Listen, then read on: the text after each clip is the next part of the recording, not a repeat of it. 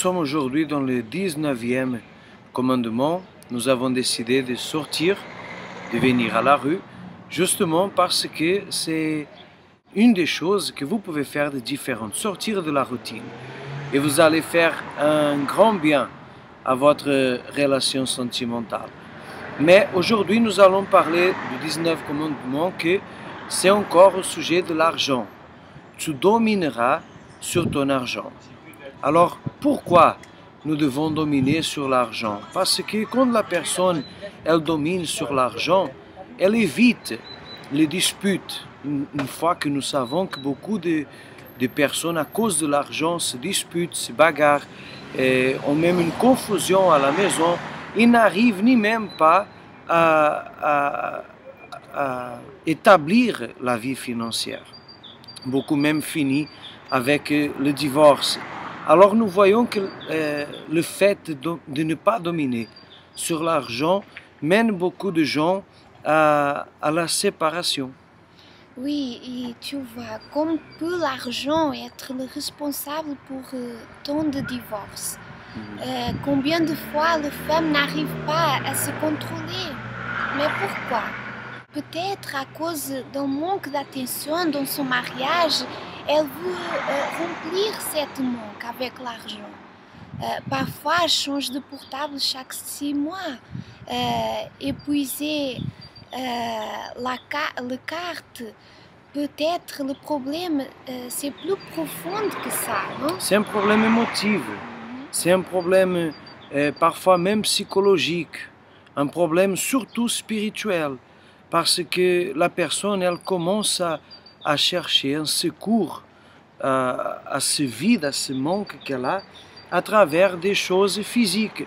Alors qu'est-ce qui se passe? Il y a des gens qui font des courses, ils n'ont pas d'équilibre, il y a des gens qui se livrent au vice, l'alcool, la cigarette, et le jeu, manger. Beaucoup de gens qui mangent pour plaisir. Manger, c'est bon. Mais la personne qui mange quand elle n'a pas faim, quand elle mange pour plaisir, la tendance c'est à grossir, à avoir même des problèmes de santé. Alors nous voyons que c'est là que l'argent crée les racines plus profondes, domine la personne et le fait même parfois être esclave.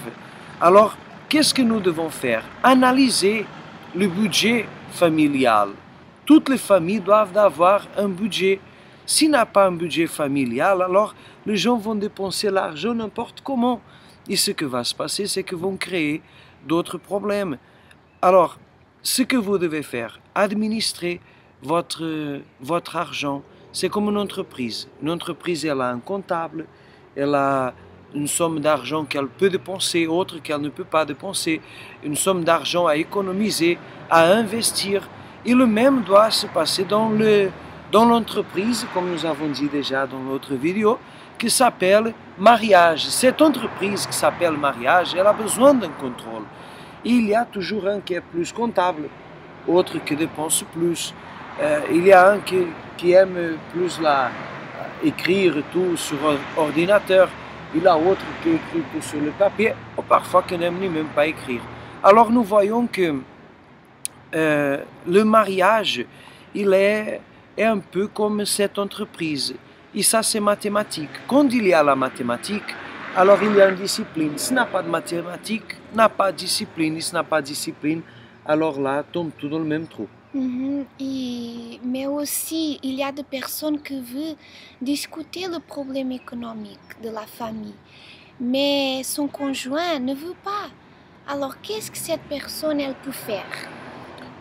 Bon, ce qu'elle peut faire, normalement, quand la personne, elle n'a pas d'intérêt, je pense que tout le monde veut avoir des projets, tout le monde veut avoir d'argent, tout le monde croit à pouvoir réussir. Alors, ce qu'il doit faire, c'est essayer d'avoir la même vision. Pourquoi? Parce que c'est ce qu'on a dit avant, les deux ne sont pas pareils, n'ont pas le même objectif, parfois, que devaient avoir. Et ce qui se passe d'autres fois, c'est que les deux personnes, une regarde d'une façon et l'autre regarde d'une autre. Alors, à travers de toutes ces différences, parfois se trouvent plusieurs points qui sont différents aussi, empêchent la personne de se stabiliser. C'est trouver un point en commun. J'ai jamais entendu quelqu'un dire « je n'aime pas d'argent ». Je ne veux pas d'argent. L'argent, à moi, ne m'intéresse pas. Tout le monde aime l'argent. L'argent peut faire de bonnes choses. Mais si l'argent peut faire de bonnes choses, alors nous allons essayer d'utiliser l'argent pour le bien du mariage. Ça veut dire avoir le même objectif, parler des mêmes objectifs. Et c'est ça que parfois il manque. C'est une initiative pour parler de ça. Alors la personne peut arriver envers l'autre. Vous, que vous êtes épouse, peut-être vous pouvez arriver envers votre mari et demander oh, comment puis-je t'aider à atteindre tes objectifs. Voyez la question. Comment puis-je t'aider à atteindre tes objectifs? Et là, on va discuter, on va parler. Ah, je veux la maison, mais maintenant on ne peut pas. D'accord, on va commencer à faire des démarches, on va commencer à économiser au moins. Ça veut dire les deux commencent à entrer un dans le projet de l'autre. Et c'est ça qui donne l'instabilité. Ça veut dire la personne croit à l'autre, a confiance dans l'autre personne. Ce n'est pas pour considérer l'autre comme bête et vous comme intellectuel. Non, c'est pas ça. Il faut le faire avec attention, en respectant toujours l'idée de l'autre.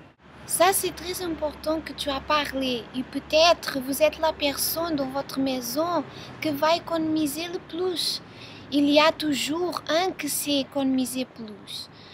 Imaginez-vous, vous restez avec 1000 euros et votre conjoint avec les autres 1000 euros. Alors, mais lui dépense tout. Vous avez aussi des choses que vous devez payer ou acheter. Mais vous arrivez à économiser. Alors, quand vous arrivez à économiser, ça c'est pour le bien de deux. Réellement, le budget familial, c'est quelque chose qui est très important. Vous savez, même Dieu, il disait ça, que nous devons toujours le mettre en première place. Ça, voyez, là commence déjà le budget, l'organisation de l'argent. D'abord Dieu, c'est notre dîme. Après, c'est pour notre futur. Vous devez avoir le minimum 10% de votre salaire. Après Dieu, bien sûr, 10% de votre salaire doit être pour penser à votre futur. Ça veut dire les choses que vous allez projeter, les objectifs que vous avez, les plans que vous êtes en train de mettre en marche, ou les démarches que vous pensez faire, ou même pour acheter quelque chose pour vous, pour votre plaisir. Bien sûr, pas tout de suite là, mais plus tard. Ça veut dire d'ici à 2, 3, 5, 6 mois, un an peut-être.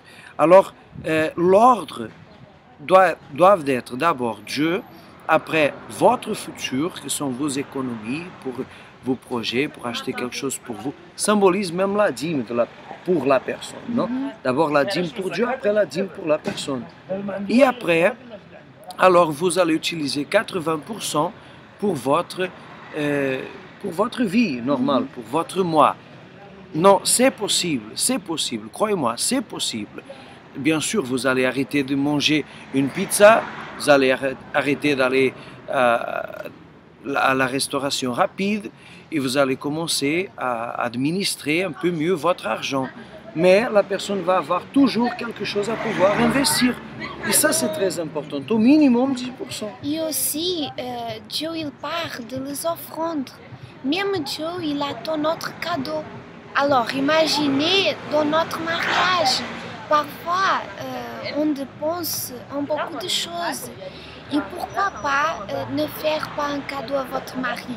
Quand vous prenez cette attitude, vous êtes en train d'exprimer votre amour, non? Exactement. La vérité, c'est que quand la personne, elle fait ça, ce n'est pas pour garder tout l'argent. L'argent, c'est papier.